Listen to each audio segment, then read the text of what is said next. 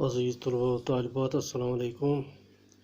آج ہماری 10ویں جماعت کے اردو سبجیکٹ میں ہمارا جو موضوع ہے وہ ہے شبیب رضوی۔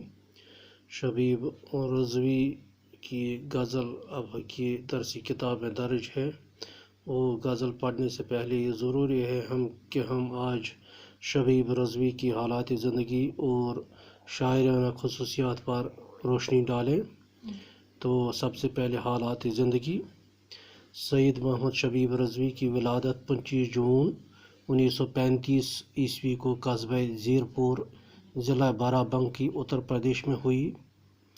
ان کے والد کا نام سید معاذ حسین رضوی تھا۔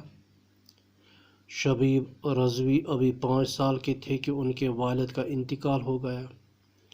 ان کی پرورش اور تعلیم کا بیڑا ان کے والدہ نے اٹھایا، یعنی اب ان کی باپ گزرنے کے بعد ان کی جو تربیت ہے وہ ان کی والدہ نے کی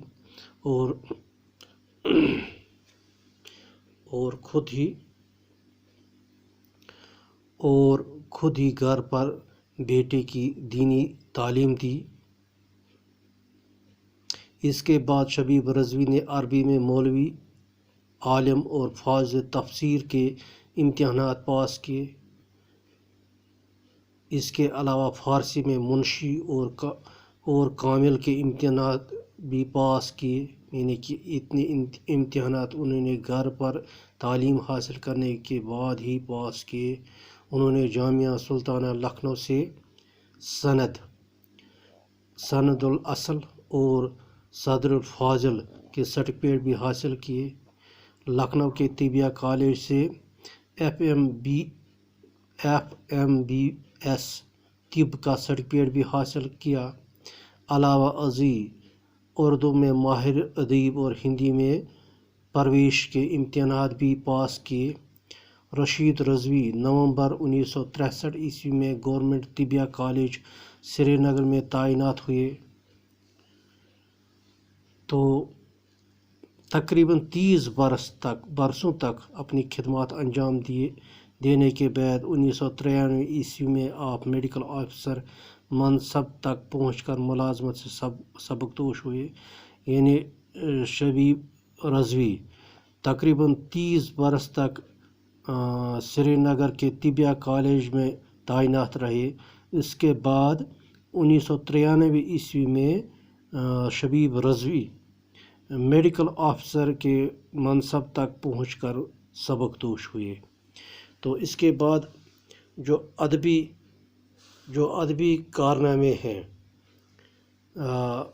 شبیب رضوی کے، ان میں شبیب رضوی نے بیشتر اصناف سخن میں طبع آزمائی کی، یعنی بیشتر اردو کے ادب کے بیشتر اصناف سخن میں انہوں نے طبع آزمائی کی، انہوں نے کمال حاصل کی۔ انہوں نے غزلیں، نظمیں، مرثیے، سلام، منقبت، نعت کے علاوہ قطعات اور رباعیات بھی لکھے، یعنی ان تمام اصناف میں انہوں نے طبع آزمائی کی۔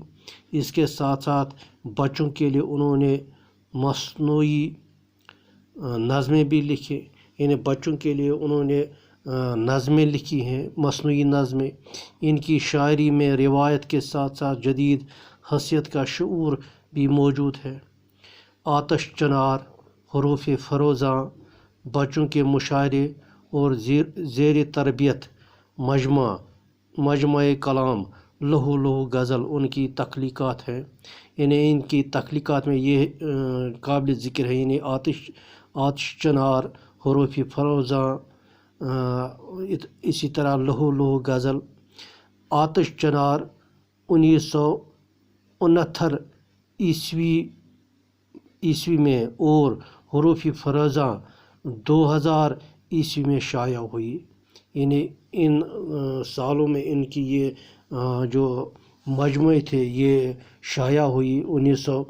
آتش چنار 1969 عیسوی میں اور حروف فروزاں 2000 عیسوی میں شائع ہوئی۔ انہیں گھر میں بھی ادبی ماحول میسر تھا، یعنی گھر میں بھی وہ ادبی ماحول رکھتے تھے۔ ان کی شخصیت چونکہ لکھنؤ کے ادبی ماحول میں پروان چڑھی۔